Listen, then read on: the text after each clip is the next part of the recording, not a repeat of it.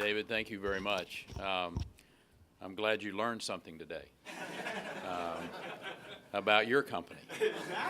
And I'm glad I learned something about you, that you are the type of passionate CEO that I love to do business with, the type of individual that we like to recruit into our state. And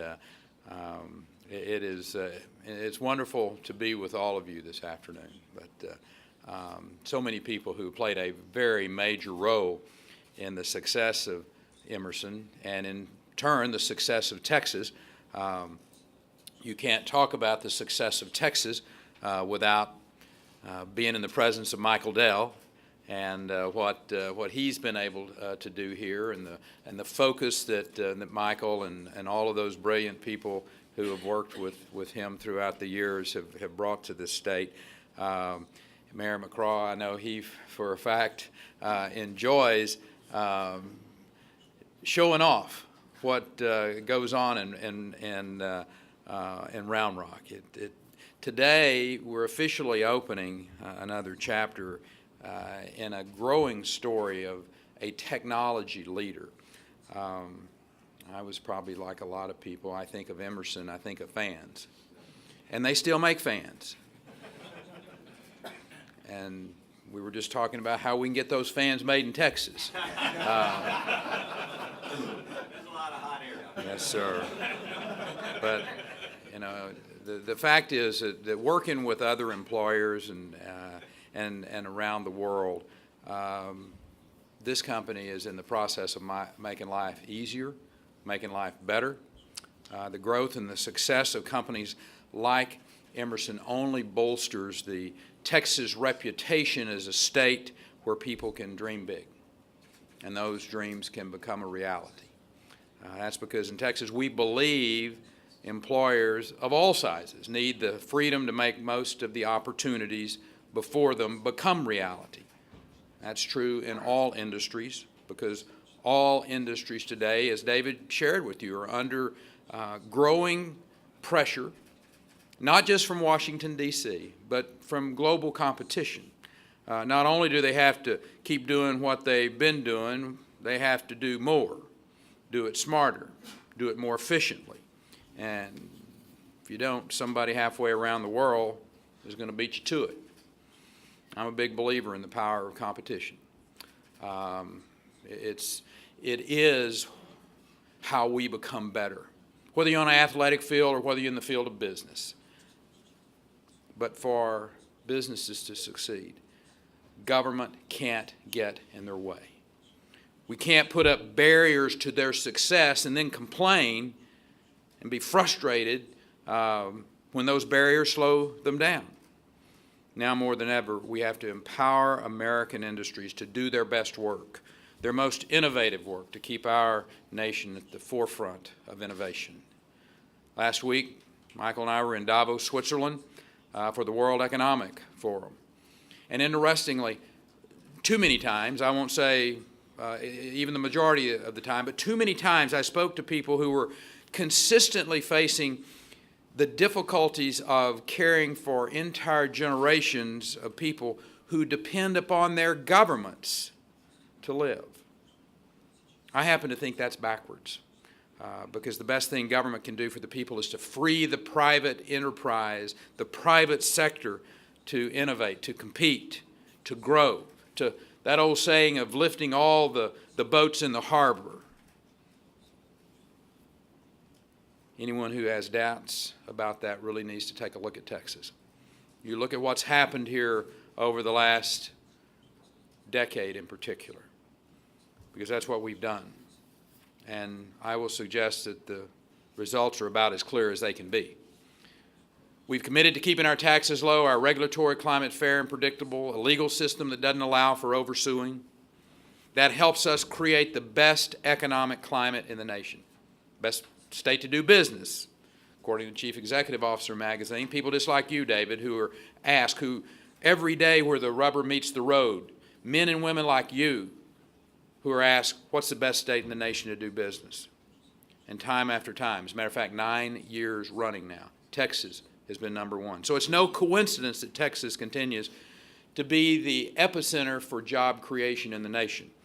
In fact, 3 out of every 10 jobs created in the last decade were created in Texas. 1.7 million jobs since I became governor in December of 2000. And I'm talking about all kinds of jobs across a wide spectrum of industries. The folks at Emerson themselves can tell you a thing or two about jobs. I think there's some close to between 700 and 800 that are employed right here in Round Rock over the past 4 years.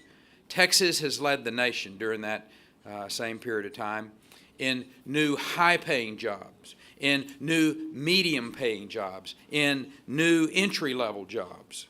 And no matter where you are in your career, whether you're just going into the business world or whether you're eyeing that corner office over there, Texas industries have jobs that are created for you. It's no wonder that we still are seeing approximately 1,000 people a day moving into this state. And again, at the heart of that is the simple concept that people need to be free.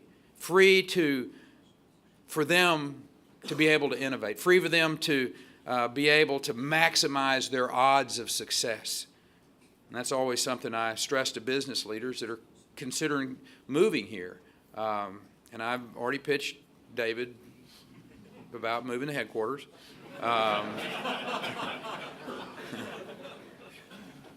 He did not give me the correct answer yet.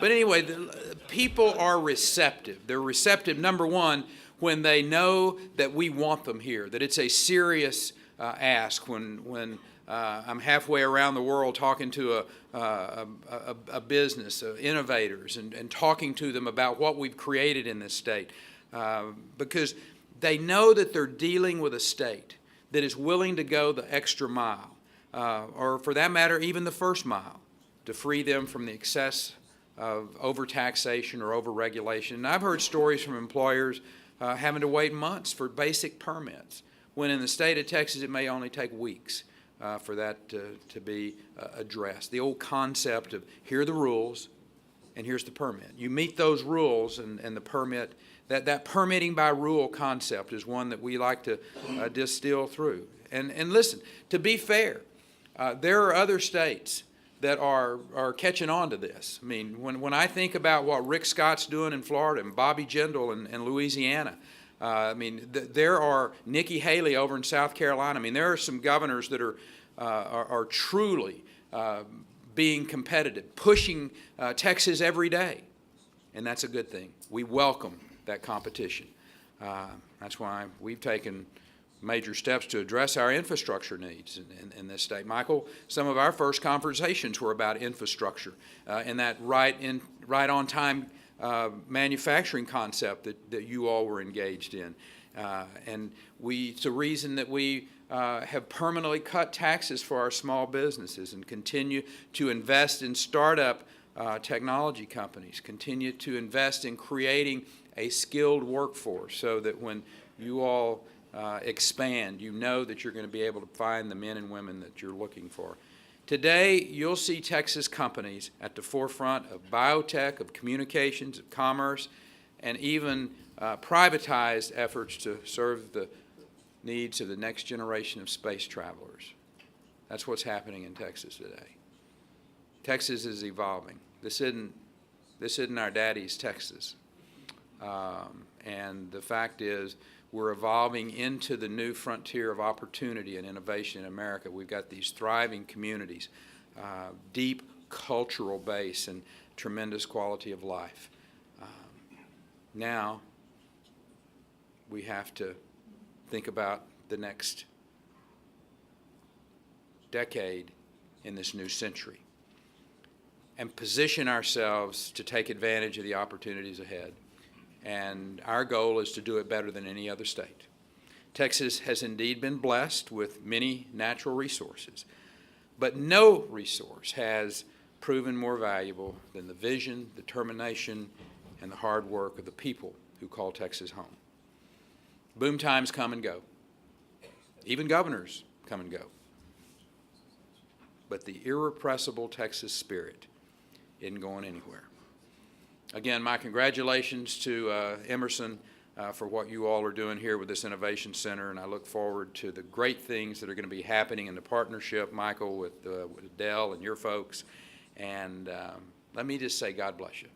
And through you, may God continue to bless the great state of Texas. Thank you.